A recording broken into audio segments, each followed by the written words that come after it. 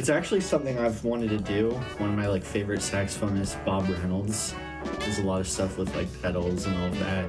So hearing him, it's like he's the saxophonist for Snarky Puppy.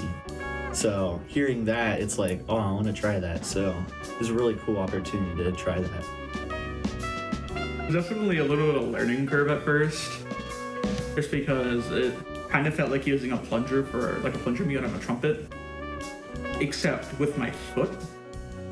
So I liked it in the sense that it kept both my hands free, but I could still get that same effect. But it was weird using my foot instead of my hand for it. I think the biggest challenge was the fact that I've never done it. So it took a second to like get used to it, figure out like, okay, if I put my foot too forward, it's too much. So, maybe don't do that. So it took a little bit of time getting used to it, as that's not something I'm familiar with. But honestly, outside of that, that was honestly the hardest challenge of using it. Once I got the hang of it, seemed fairly easy from there.